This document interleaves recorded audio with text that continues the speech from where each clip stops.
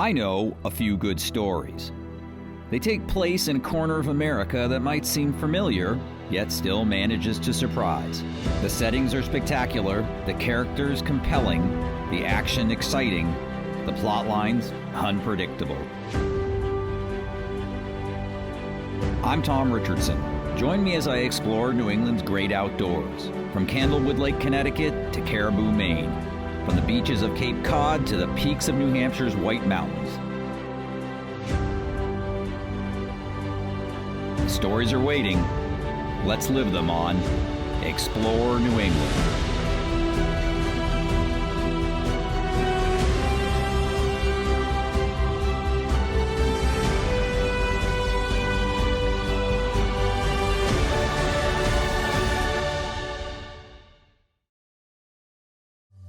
Explore New England is brought to you by your New England Ford dealers, your local REI Co-op. REI believes a life outside is fundamental to a life well lived. Campers Inn RV, the RVer's trusted resource. And visitnewengland.com. Additional funding and support for this episode provided by Bangor Savings Bank, White Mountain Puzzles. You'll love us to pieces.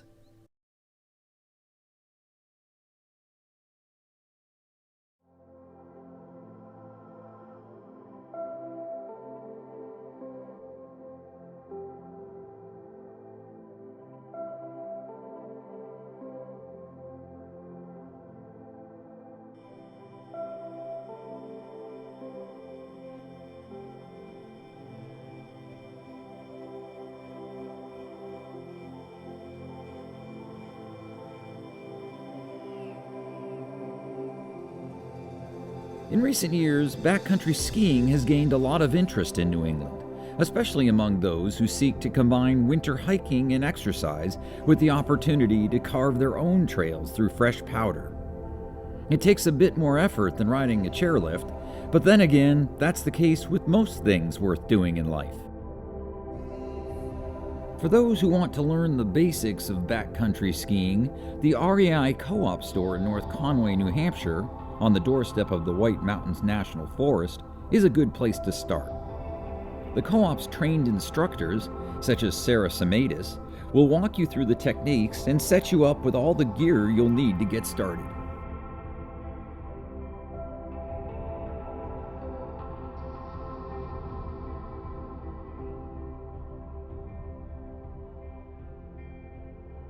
They're not as comfortable as hiking boots. Right. They're more comfortable than ski boots, thankfully. Okay. Yeah. So you'll be able to hike in them and then also ski down. Let's see if they're any easier to get into. I think that they are, because like the whole thing moves, which is so nice. Oh yeah. Yeah. Oh yeah. Awesome. Yeah. Yeah, these fit pretty well actually. Yeah, do you want to buckle them up and walk around and make sure, because you will be like full on hiking in them. The nearby Cranmore Mountain Resort proved a good spot for my lesson in backcountry basics. Although fresh powder was in short supply, we were able to practice climbing steep pitches and the various adjustments needed to prepare for the downhill part of the equation. Before we hit the slopes, Sarah walked me through the basics of backcountry gear, starting with the specialized boots and bindings the sport requires. Big difference is your bindings here, and I'm sure you can see if you look up close to the bindings, they are incredibly different. Yeah. They're a lot more dynamic. So up here, and they're just two pieces. That's one huge difference that you tell right off the bat. But they have ski and walk mode, which is a very big difference.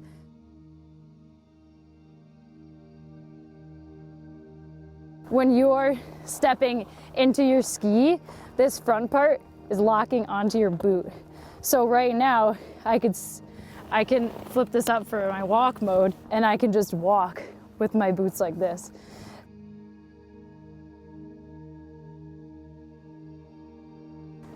The front's in, back is out. Okay. So you can fully walk. Wow. Yeah. So basically your heel's just coming right off Yep, the heels the right ski. out. Yep. Yeah, normally, so since you're on more changing terrain than like just your typical like downhill groomed Like going trail. going through trees and Yeah, stuff. I tend to use slightly shorter skis, so that's easier to maneuver around it. And also, depending on where you ski, your ski will be a little bit wider, so you have more float. Oh, so that's over more like for dealing deeper with powder. for Exactly. powder skiing. Okay, Yep. right. Yeah, Rather your than going ski just- over a groomed trail where you have a narrower ski. Yeah, exactly. Okay, well that's good to know. Yeah. All right, well yeah, there's as I'm finding out, there's a a lot, lot. lot to the equipment part of it. Yeah.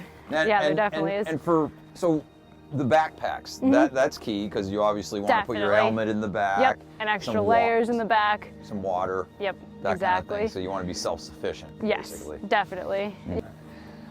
Those are them. These are the skins. These are the secret sauce, right? Yep. That makes This it is all the possible. magic. Yeah. All right, so All right. so explain the skins to me. Like, what's the whole purpose of the skins? Yeah, the whole purpose is so that you can use your skis to go uphill. It kind of transforms your downhill skis, which are smooth on the bottom, into sort of cross-country skis in a basic way. So Okay. these have hairs that all face down so that you can't really move backwards. So when you're going uphill, it's just gripping the snow and you're not gonna slide backwards. Okay, it's like a felt almost. Sort of feel Yeah, to it. what are these made out of?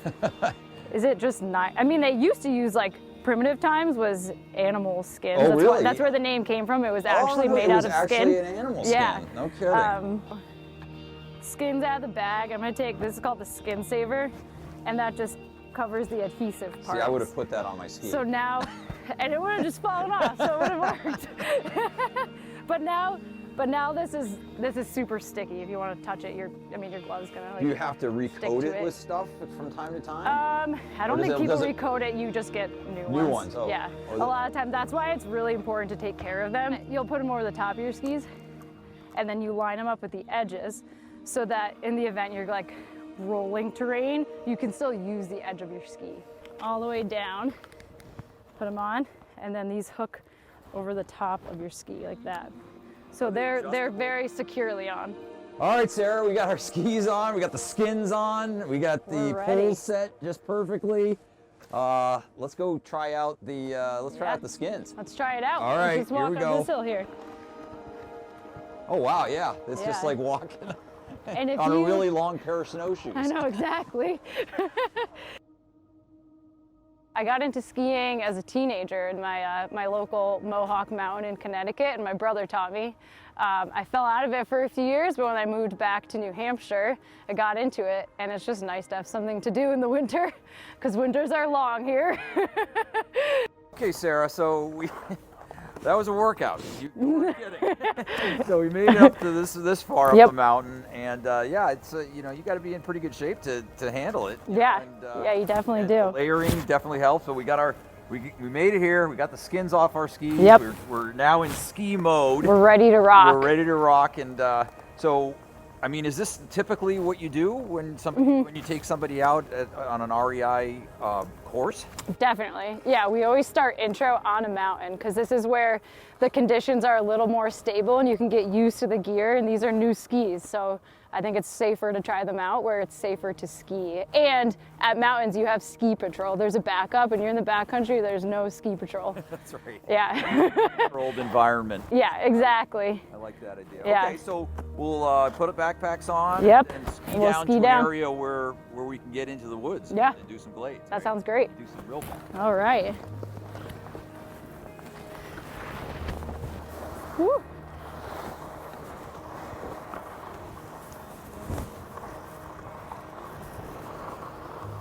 Nice. Cranmore is where we do all of our intro courses, and it's one of the most beginner-friendly mountains in town. They have over 56 trails and glades, so it's really an awesome place to go from start to finish with your day.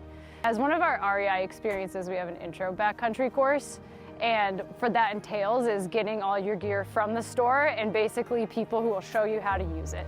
So we'll take you here, show you how to put everything on like we did today, and then actually put it into practice.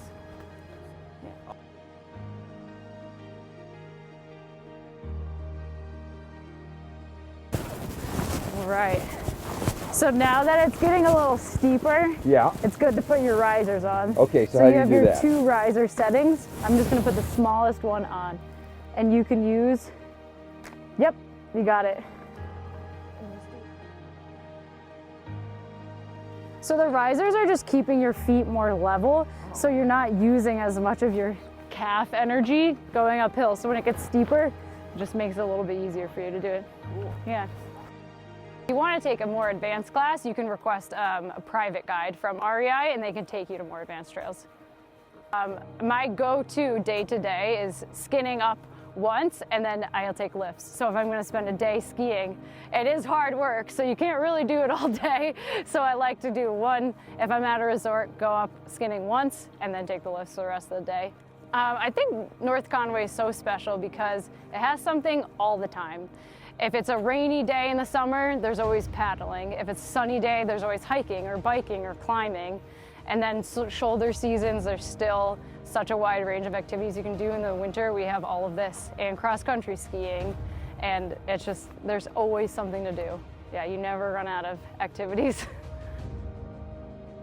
While backcountry skiing techniques can be practiced at private ski areas like Cranmore, there's really nothing like getting off the beaten trail.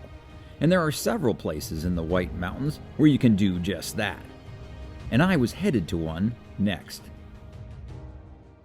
After skinning up a few slopes at Cranmore Mountain Resort and getting the feel for backcountry gear and techniques, Sarah and I headed to Maple Villa Glade in Intervale, a backcountry trail on national forest land that's maintained by the Granite Backcountry Alliance. Granite Backcountry Alliance was formed in September of 2016, and really the basis for forming was, hey, listen, we live in these areas with a lot of mountains, and we want to ski them, but we have significant tree density issues. You just can't ski in New England without cutting some trees. And so we formed as an advocacy group in New Hampshire and Western Maine as our territory to develop ski glades by working with public land managers and doing so, designing glades that people want to ski in the woods, through the woods, and enjoy that wilderness experience.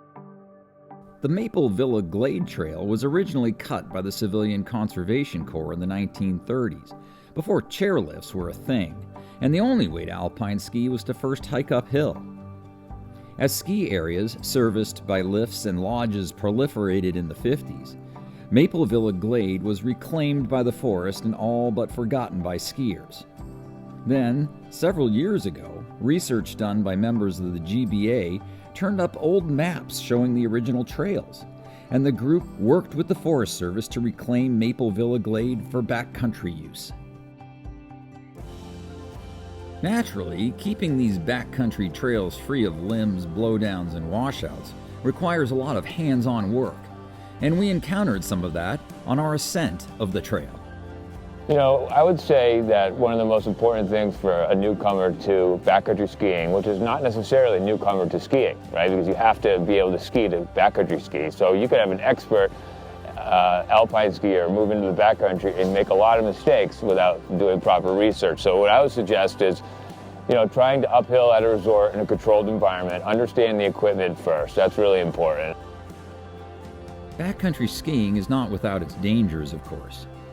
Anytime you're skiing off-trail, you need to be self-sufficient and have a means of summoning help in an emergency, in areas where cell phone coverage may be non-existent. A personal locator beacon, available online or at an outdoor retail store, will guide rescuers to your position, no matter where you are. Naturally, you should always ski with a partner when possible, and be trained in basic first aid, including how to secure a broken limb. Carry plenty of water and some food, as well as a thermal blanket in case you or someone in your party becomes immobilized. Lastly, keep a close eye on the weather and let people know where you intend to ski and when you plan to return.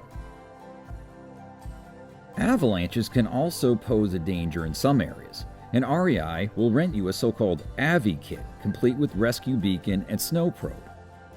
Chasing powder, you know, that's really what it is. It's that pursuit of the untouched, the fresh snow that drives me, that gets me up at 4 in the morning to climb a mountain when people call me crazy, and maybe I'll show up at my desk at 9 o'clock in the morning, and after, you know, summiting the mountain, people might think I'm a little crazy, but you know what?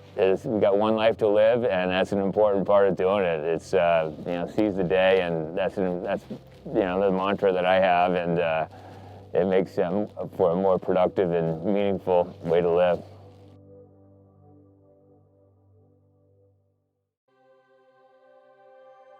REI Experiences instructor Doug Dubkowski knows a thing or two about navigating the woods, no matter what the season. An experienced outdoorsman, he leads snowshoe treks and survival outings in the White Mountains and western Maine. I met Doug at the Mount Willard trailhead in the Crawford Notch section of the White Mountains National Forest on a bitterly cold day. Yet despite the frigid conditions, hundreds of fellow hikers and their dogs were using the trail. So what we got here is a snowshoe. There's some particulars about this snowshoe, but there's also parts about a snowshoe that pretty much every snowshoe has. Number one is the frame, which is the strength around the outside of it. Mm-hmm. You know, if you think about the tennis racket ones, that's usually wood tied together. Yeah, like the old school ones. The old school ones, yeah. But the modern ones, they have some different materials like steel. Yeah. So that's the frame. The deck is the kind of part that stops you from sinking into the snow. That spreads the weight over the snow, right? Exactly. And this is a fabric deck. Mm-hmm. And then the binding is another really important part. It's what attaches your foot into the snowshoe. Sure. And then, of course, there's the toe of the snowshoe. There's the tail of the snowshoe. Mm-hmm. And then almost all modern snowshoes have what we call crampons, which are spikes that dig into the snow or the ice to give you traction. This has a toe crampon, and then it has crampons under your feet, and then also the frame has an integrated crampon to provide that much more traction. Gotcha, right. Mm-hmm. Something particular about this snowshoe, it has what we call a heel riser, which a lot of backcountry skis have them, but basically when you're going uphill, you want your heel to land a little bit higher to reduce fatigue of your calves. Yeah, that makes sense. Yeah. The reason we use poles is because first thing with snowshoes is you're gonna feel a little clumsy, and you know they're easy to trip over, and poles give you 2 extra points of contact to help you maintain your balance. Sure. Poles, there's different brands, but this brand is fully adjustable. It could fit anybody from like a 4-year-old to A 6'5" guy. Yeah. I was gonna say basketball player, but I think they're a little too tall for these. So what's the proper height do you want? You want to get them resting at about a 90-degree angle. Okay, so right about that. Okay. Yeah, and that's a good starting point. People have their different preferences. Okay. A really important thing to have in the winter is snow baskets. Now, why is that? Otherwise, without the snow basket, if you put it in the snow, it'll just go all the way into the snow until it hits the dirt. Right. So that won't do you much good. No. So these keep it on the snow to give you some stability. So this trail is definitely a pretty popular trail. That's right. It's one of the most popular trails in the Whites all year round, and I think it's mainly because really easy access in a beautiful location, and it's 1.6 miles to a beautiful view, which is not a huge cost of entry. Mount Willard makes for an easy half-day hike and leads to a magnificent overlook of Crawford Notch. Just be mindful of the steep drop-off, especially if hiking with dogs and kids. My intro to the outdoors was with my parents as a young boy. I mean, there's stories that my parents told me I don't even remember. But mainly it was just hiking, car camping, some backpacking. I was a teacher, and I started an outdoors club at my school to help bring my students to the outdoors. And then I discovered outdoor ed and made the transition from being a math teacher to being an outdoor educator. The White Mountains National Forest is one of the most heavily visited public lands in the country, and for good reason. It features over 1,200 miles of hiking trails, all of which need regular maintenance to keep them accessible and safe. Created in 1819 by Abel Crawford and his son, Crawford Path is the oldest continuously maintained trail in the country. So it was a good place to learn more about the trail work being carried out by the National Forest Service and its various partners, among them the White Mountain Trail Collective. So Tiffany, Crawford Path, tell me about Crawford Path. Yes, well, as you can see, it is the oldest continuously used mountain trail in America. Wow. And not just used, but it is the oldest maintained footpath in the country. So that's significant in the fact that it's been here for 200 years, and for 200 years, somebody, first it was, Abel and Ethan Allen would go ahead and cut out the trail, but keep it clean every year. And so it's been on the surface, and somebody has been taking care of it for that long. And so who's taking care of it now? We are super excited to say that it's the White Mountain Trail Collective. They adopted the Crawford Path this year, kind of in the spirit of not only did they do all the work on Crawford Path the last couple of years to celebrate the 200th, but as we look at Great American Outdoors and we looked at the deferred maintenance and said, here we've put some investment, we don't want it to go back to that state. We're going to adopt it so that we're going to maintain it every year. So Tiffany, how do you become a volunteer? Yeah, well, there's a couple of different ways. You can call the Forest Service, and we have some trails that we are putting up for adoption. And so you can adopt a mile of the trail, you can adopt an entire trail. It can be just you, it can be you and your friends or your family. We'll give you some training so you know how to do that brushing out, that cleaning out of the ditches. The other way is to contact some of our clubs, like the White Mountain Trail Collective, like the Appalachian Mountain Club. You can contact the Randolph Mountain Club. Pretty much all across North Country, Lakes region, you can find a club that will help you volunteer, even if it's just for a day. So Matt, tell me about the White Mountain Trail Collective. Like, what do you guys do here? The White Mountain Trail Collective is a nonprofit organization that really acts as an umbrella for all trail clubs and helps bring resources that some of the smaller groups might not have to get done work that might not otherwise get done.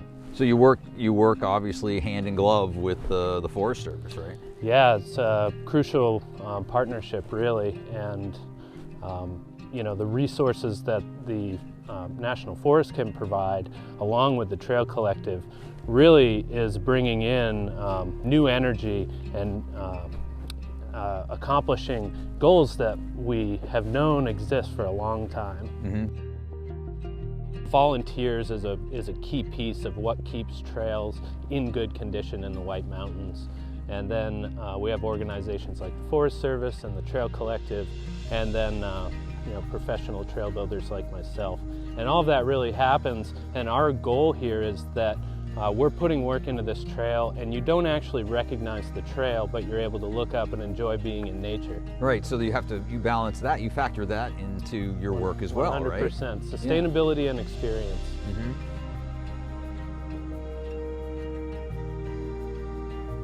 Whether you're a backcountry skier or someone who likes to walk around the woods in snowshoes, the White Mountains are a great place to get outside and play in the snow. And it's all possible thanks to the combined efforts of state and federal agencies, private entities, nonprofit groups, and a whole lot of individuals driven by a passion for nature and the outdoors.